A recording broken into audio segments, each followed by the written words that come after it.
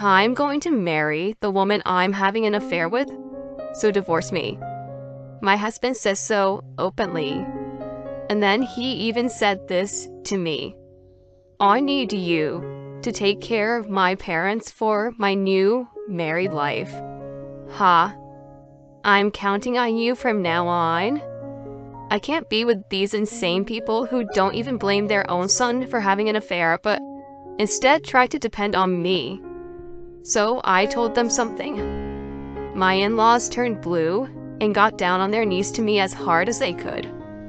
I am so sorry. My name is Mel. I am a 40-year-old part-time housewife. My husband and I have been married for about 16 years. We met through work. We are colleagues in the same company. We worked together on the same projects and went out for drinks. My husband was 2 years older than me and seemed to be a much more mature man to me at that time. He was funny and cool, and I fell in love with him at once. After a few dates, we started dating. After about a year of dating, he proposed to me, and we got married. I was very happy that I was going to marry the man I loved. I was only 24 years old at the time, but I think I really loved him because I still decided to marry him. After that, my husband and I worked together and had a happy married life. 3 years into our marriage, our son Zach was born. He was so cute. I thought he was an angel when he was just born. We were building a good family and were happy. I think it was a good thing that I quit my job after the birth because I was able to devote myself to raising our son and spend a lot of time with him. And I had a good relationship with my in-laws. When I visited my in-laws, they talked to me kindly with smiles on their faces and made me feel comfortable. I thought that we had a really happy married life. My in-laws loved their grandson Zach very much, so they often came in our house or would invite us to theirs. Then my husband made this suggestion. Why don't we move in with my parents? Then they could see Zach every day and we could live in a big house without paying rent. Indeed, I thought his proposal was a good one. It was because of the good relationship between my in-laws and me at that time. My son is going to grow up and it would be better for him to live in a bigger house where he can live freely. So I agreed to live with them. However, I came to realize that my decision was wrong at that time. At first, I thought that living together was going very well. My parents-in-law seemed very happy to be able to live with their grandchild, and my husband seemed relaxed to be back at home. I did my best to do housework as a housewife, and my parents-in-law and my husband never complained to me. My son grew up to be a good boy, and we all watched him grow up. However, there was one thing that bothered me a little. My parents-in-law spoiled my son too much, buying him everything and giving him allowance without my permission. I saw this and thought it was not good for his upbringing, so one day I said to my in-laws, "Could you please stop buying Zach so many things?" When I said this, my in-laws' eyes widened, and they became angry. "Are you going to deprive us of the joy of spending time with our Zach? Do you think you are the only one raising him?" My in-laws yelled at me like that, but as a mother, I wanted to educate him properly. That's why I didn't back down. That's not what I'm saying. Of course, feel free to play with Zach. But please don't buy him things without asking me first. Even if you say that, if Zach wants something, we want to buy it for him. That's right. What if we don't buy it and we make him sad and he hates us? Are you going to take responsibility? It seems that my parents-in-law buy things for their grandchild to make him like them. But how are they going to take responsibility if my son becomes selfish because of it? I will explain to him that his grandparents are very kind and love him. So please, stop buying him too many things. Even though I have said all this, my in-laws did not seem to be convinced. Then they started talking to my husband when he came home from work as if it was my fault. Mel doesn't want us to play with Zach. She wants him all by herself.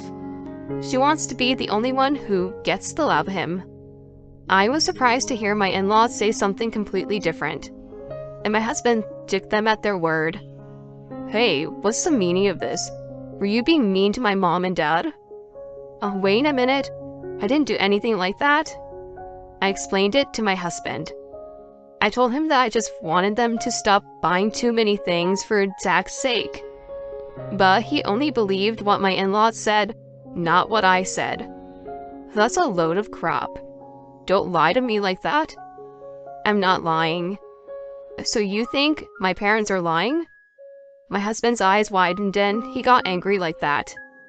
In the end, no matter how much I tried to explain, he believed what my in-laws said. I didn't think you were such a terrible woman. Since then, my parents-in-law have been cold to me. The food you cook tastes bad. You serve fish too often. Don't treat us like we're old, idiot. Don't embarrass my mother and father. You're such a useless wife. That's what they say to me every day. How can they keep abusing me like that? I think it's mentally exhausting to keep on being picking on, and so I even considered divorce. But my son was still small, about 5 years old at the time, and I had been a housewife since he was born and had not worked for a long time, so I was worried about whether I would be able to find a new job. Besides, I was not sure if I would be able to leave with my son. Under the current circumstances, my in-laws can take care of him and my husband has a stable salary. So they might decide that it would be better for them to take him instead of me. I did not want to give up my son just because things were not going well with my in-laws. So I just had to endure without divorce. My in-laws and my husband began to say worse and worse things to me because I didn't resist. They abused me so much that I wondered if they were really the same people I'd known before, and I stopped thinking of them as human beings. It makes me feel a little better. I lived a hard life day by day in this way. No matter how badly my husband and in-laws treated me, I thought it would be better if I could be there to watch my son grow up. My son grew up fast and entered elementary school. I was worried that he might become selfish because my in-laws had given him too many things, but he is a good boy at home, and it seems to be the same at school. I was very happy when the homeroom teacher told me during the parent-teacher conference that my son is a very kind and considerate boy. And my son was studying hard and his grades were good. But for some reason, the people who were aware of this were making it as if it was their own achievement. Or I guess it's because we did a good job raising him. That's right. We praise him and we buy him whatever he wants. That's important. It doesn't make sense that if you buy him what he wants, his grades will improve. But my in-laws seem to want to involve themselves in everything. I just tried to listen to them, praise my son's hard work. I never tried to bribe him with things like my in-laws did, but he still adored me. He always talked to me and told me about things that happened at school. I guess my in-laws did not like that. When my son reached middle school, the amount of things they bought for him increased. They used to buy him sweets and toys, but this time, they bought him the latest gaming consoles and games. No matter how much I tried to stop them, they wouldn't let me. So, I had to teach my son not to play too much and to be punctual and keep his promises.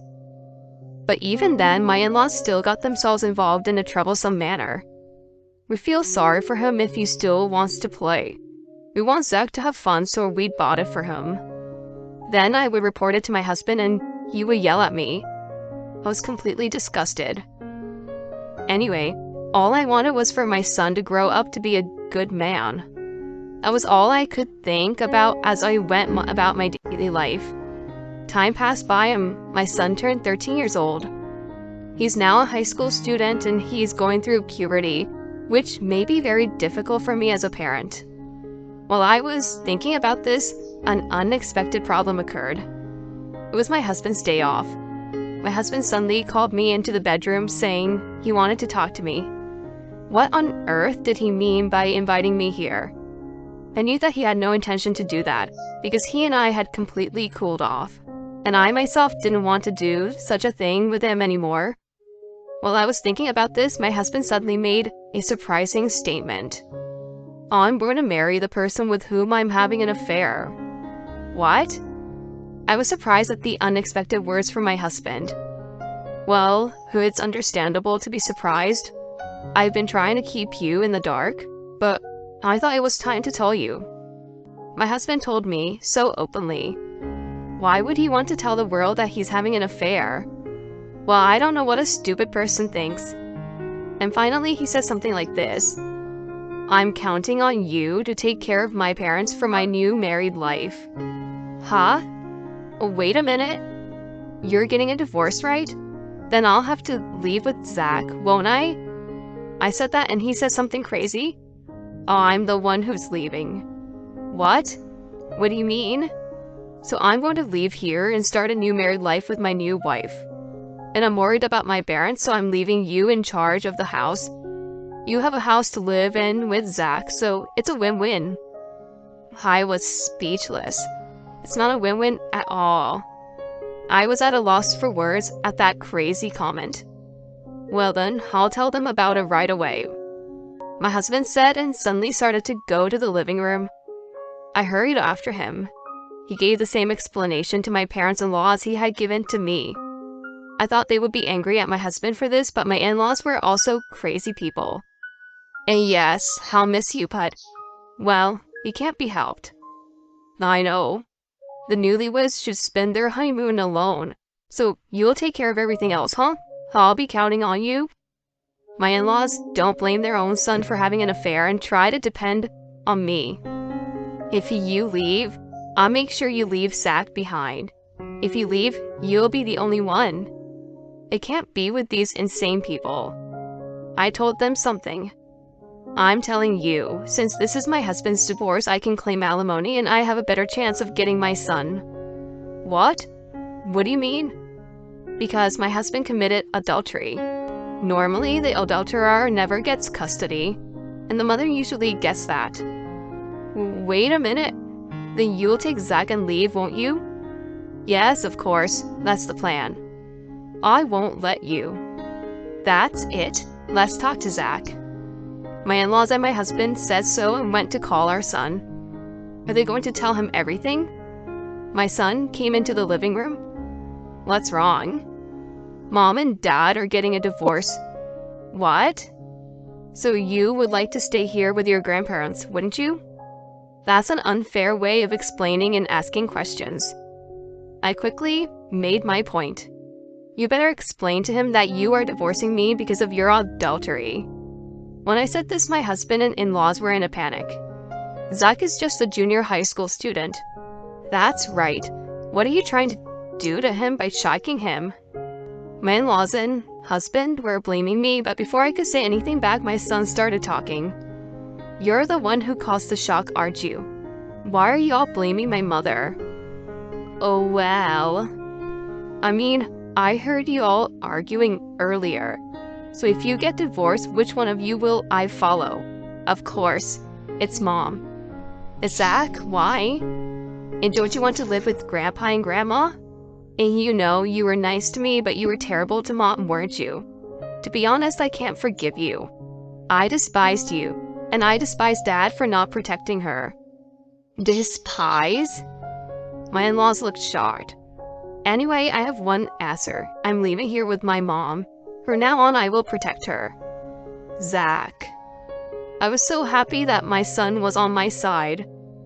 Then my in-laws turned pale and got down on their knees to me as hard as they could. We are sorry. Please don't leave this house. I don't want my grandchild to leave. My parents-in-law begged me. My husband too. Please, can't you guys stay here? He asked me again, saying that it's his plan. My son and I were not going to give in at any cost. Zach and I will no longer have anything to do with you. We will leave this house, and we will leave this house for good. I said this and started to pack up my things. My son joined me in packing his bag with only what he needed for the time being. Where are you going? I screwed up. If you guys go to your parents' house, Zach will have to change schools. Don't you feel sorry for him? My husband said things like that and tried to keep us here until the end. But then my son said to him, I'd rather change schools than to stay in this house forever. You should first be sorry for what you have done to Mom. The worst thing you did was to have an affair. Do you realize how much you've done to her? My husband is being told off like that by a child who has just started high school. I tried hard not to laugh at how hilarious it was. My husband was kneeling on the ground with a pale face. My in-laws were so exhausted that they just slumped down on the ground. My son and I left the house, and I drove to my parents' house with them by my side. After that, I hired a lawyer and demanded divorce, alimony, and child support for my husband. Of course, I also demanded alimony from the adulterous partner. My husband thought that if I moved in with my parents, he would not have to pay child support. However, everything did not go as planned, and as a result, he had to pay alimony and child support. Furthermore, the affair partner also said that the story he had told her was different, and so he was eventually dumped. He is currently staying with my in-laws and putting most of his income towards alimony and child support. Incidentally, I told the neighbors about the affair and sent a certified letter to my ex-husband's workplace, so people around my ex-husband know about it, and they look at him coldly and refuse to get involved with him. Because of you, we can't see Zach anymore. My ex-in-laws would blame my ex-husband, who's because of my money that you have been living a good life, right? It's said that they have been quarreling every day. My ex-husband sent me a message saying that he wanted to get back together with me, but I only read the message and blocked him. I also blocked his incoming calls so that he could not contact me at all. After I went back to my hometown with my son, I started working as an office worker for a friend of my father's company. Now, I am raising my son as a single mother with the support of my parents. My son has remained a kind-hearted child despite all that has happened, and he seems to be adjusting well to his new school. I will continue to work as hard as I can, then watch my son grow up